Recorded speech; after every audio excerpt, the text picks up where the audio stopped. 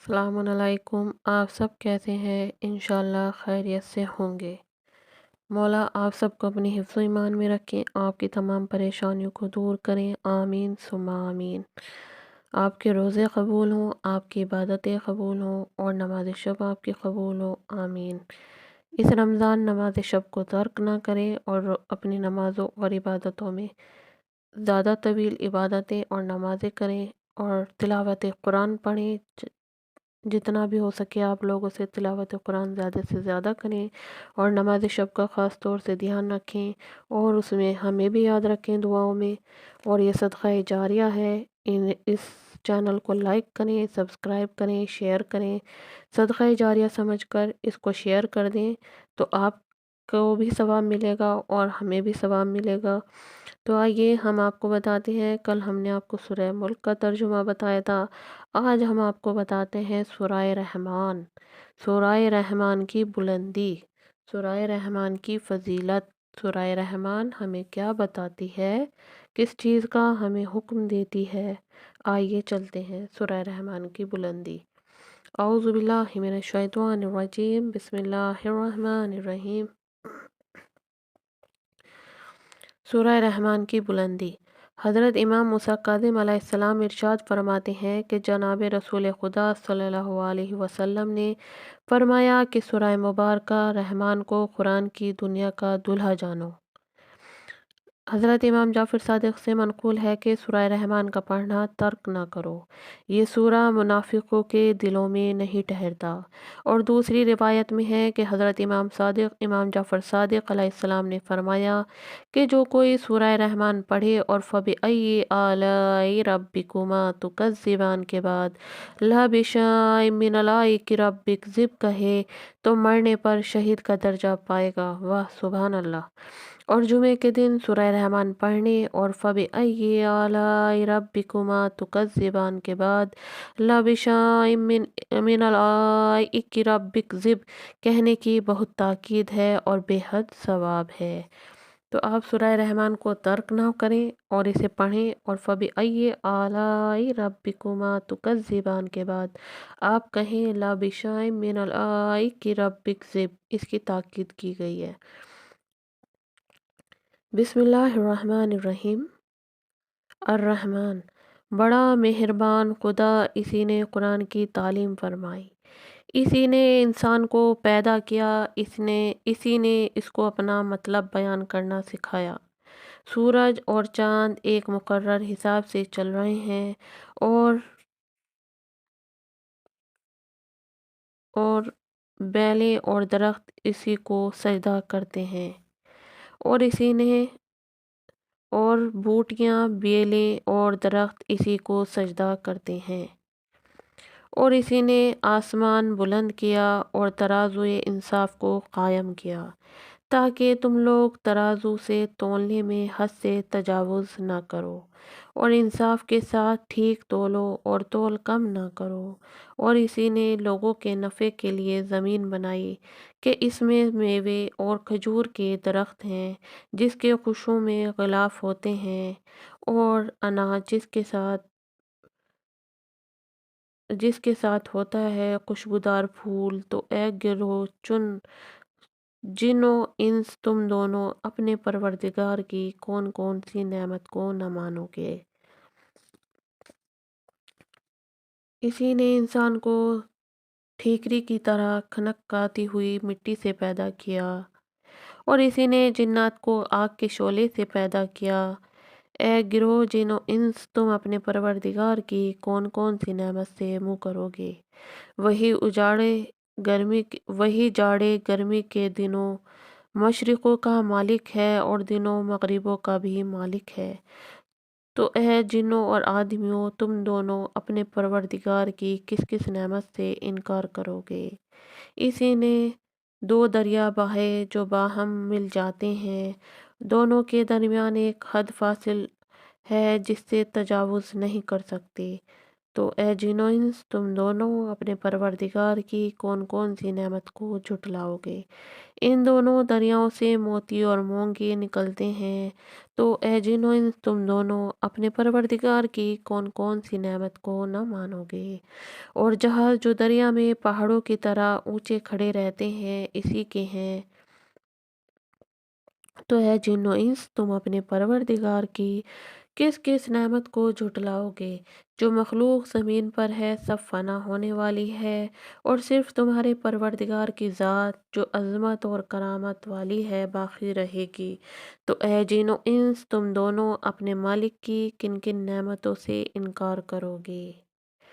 اور جتنے لوگ جو سارے آسمان و زمین میں ہیں سب اسی سے مانگتے ہیں، وہ ہر روز ہر وقت مخلوق کے ایک نہ ایک کام میں ہیں، تو تم دونوں اپنے سرپرست کی کون کون سی نعمت سے منہ کرو گے؟ اے دونوں گروہ، ہم عنقریب ہی تمہاری طرف متوجہ ہوں گے، تو تم دونوں اپنے پالنے والے کی کس کس نعمت کو نہ مانو گے؟ اے گروہ جن و انس، اگر تم میں قدرت ہے کہ آسمان اور زمین کے کناروں سے ہو کر کہیں نکل کر موت یا عذاب سے بھاگ سکو تو نکل جاؤ، مگر تم تو بغیر قوت اور غلب کے نکل ہی نہیں سکتے۔ حالانکہ تم میں نہ قوت ہے نہ غلبہ، تو تم اپنے پروردگار کی کس کس نعمت کو جھٹلاؤ گے؟ گناہ گاروں، جنوں اور آدمیوں، جہنم میں تم دونوں پر آگ کا سبز شعلہ اور سیاہ دھواں چھوڑ دیا جائے گا، تو تم دونوں کسی طرح رک نہیں سکو گے۔ پھر تم دونوں اپنے پروردگار کی کس کس نعمت سے انکار کرو گے؟ پھر جب آسمان پھٹ کر قیامت میں کی طرح لال ہو جائے گا، تو تم اپنے پروردگار کی کن کن نعمتوں سے منہ کرو گے؟ تو اس دن نہ تو کسی انسان سے گناہ کے بارے میں پوچھا جائے گا نہ کسی جن سے، تو تم دونوں اپنے مالک کی کس کس نعمت کو نہ مانو گے؟ گناہ گار لوگ تو اپنے چہروں ہی سے پہچان لیے جائیں گے، تو پیشانی کے پٹے اور پاؤں پکڑے جہنم میں ڈال دیے جائیں گے۔ آخر تم دونوں اپنے پروردگار کی کس کس نعمت سے انکار کرو گے؟ پھر ان سے کہا جائے گا، یہ وہی جہنم ہے جسے گناہ گار لوگ جھٹلایا کرتے تھے۔ یہ لوگ دوزخ اور حد درجہ کھولتے ہوئے پانی کے درمیان بے قرار دوڑتے چکر لگاتے پھریں گے، تو تم دونوں اپنے پروردگار کی کس کس نعمت کو نہ مانو گے؟ جو شخص اپنے پروردگار کے سامنے کھڑے ہونے سے ڈرتا رہا، اس کے لیے دو باغ ہیں، تو تم دونوں اپنے پروردگار کی کس کس نعمت سے انکار کرو گے؟ دونوں باغ درختوں کی ٹہنیوں ہرے بھرے میووں سے لدے ہوئے ہیں۔ پھر تم دونوں اپنے سرپرست کی کن کن نعمتوں کو جھٹلاؤ گے؟ ان دونوں میں دو چشمے بھی جاری ہوں گے، تو تم دونوں اپنے پروردگار کی کس کس نعمت سے منہ کرو گے؟ ان دونوں باغوں میں سب میوے دو دو قسم کے ہوں گے، تو تم دونوں اپنے پروردگار کی کس کس نعمت سے انکار کرو گے؟ یہ لوگ ان فرشتوں پر جن کے استر اطلس کے ہوں گے تکیے لگائے بیٹھے ہوں گے، دونوں باغوں کے میوے اس قدر قریب ہوں گے چاہے تو لگے ہوئے کھائیں، تو تم دونوں اپنے مالک کی کس کس نعمت کو نہ مانو گے؟ اس میں پاک دامن غیر کی طرف آنکھ اٹھا کر نہ دیکھنے والی عورتیں ہوں گی، جن کو ان سے پہلے نہ کسی انسان نے ہاتھ لگایا ہوگا اور نہ کسی جن نے، تو تم دونوں اپنے پروردگار کی کن کن نعمتوں کو جھٹلاؤ گے؟ ایسی حسین گویا وہ یاقوت و مونگے ہیں، تو تم دونوں اپنے پروردگار کی کن کن نعمتوں سے منہ کرو گے؟ بھلا نیکی کا بدلہ نیکی کے سوا کچھ اور بھی ہے؟ پھر تم دونوں اپنے مالک کی کس کس نعمت کو جھٹلاؤ گے؟ ان دو باغوں کے علاوہ دو باغ اور ہیں، تو تم دونوں اپنے پالنے والے کی کس کس نعمت سے انکار کرو گے؟ دونوں نہایت ہی گہرے سبز و شاداب، تو تم دونوں اپنے پروردگار کی کن کن نعمتوں کو نہ مانو گے؟ ان دونوں باغوں میں دو چشمے جوش مارتے ہوں گے، تو تم دونوں اپنے سرپرست کی کس کس نعمت سے منہ کرو گے؟ ان دونوں میں میوے ہیں اور خرمے ہیں، انار، تو تم دونوں اپنے مالک کی किन किन नेमतों अनार तो तुम दोनों अपने मालिक की किन किन नेमतों को झुटलाओगे। इन बागों में खुशकल्क और खूबसूरत औरतें होंगी तो तुम दोनों अपने परवरदिगार की किस किस नेमत को न मानोगे। वो हूरें हैं जो खेमों में छिपी बैठी हैं, फिर तुम दोनों अपने परवरदिगार की कौन कौन सी नेमत से इनकार करोगे। इनसे पहले इनको किसी इंसान से ने छुआ तक नहीं और न जिन ने, फिर तुम दोनों अपने मालिक की किस किस नेमत से मुँह करोगे। ये लोग सब्ज़ कालीनों और नफीस व हसीन मसनदों पर तकिए लगाए बैठी होंगी, फिर तुम दोनों अपने परवरदिगार की किन किन नेमतों से इनकार करोगे। ए रसूल, तुम्हारा परवरदिगार जो साहिब जलाल व करामत है, इसका नाम बड़ा बाबरकत है। आमीन सुम्मा आमीन। उम्मीद करती हूँ आपको सूरह वाक़िया उम्मीद करती हूँ आपको सूरह रहमान का तर्जुमा बहुत पसंद आया होगा।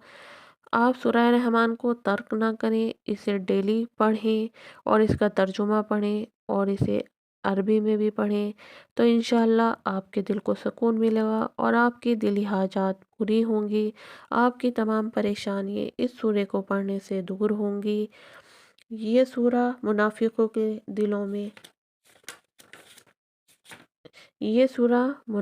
के दिलों में नहीं ठहरता, तो इसलिए आप सूरह रहमान की तिलावत किया करें और इस पर गौर व फिक्र करें कि सूरह रहमान हमें क्या बता रही है और हमें किन बातों पर अमल करना चाहिए।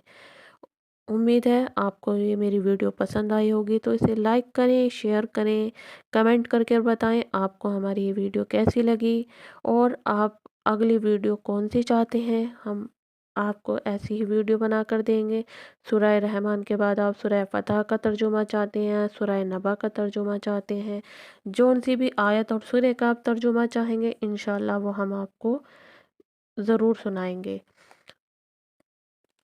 खुदा हाफिज़, सलामुन अलैकुम। अपना ख्याल रखें और हमें दुआओं में याद रखें। इस चैनल को सब्सक्राइब करें, शेयर करें, लाइक करें। खुदा हाफिज़।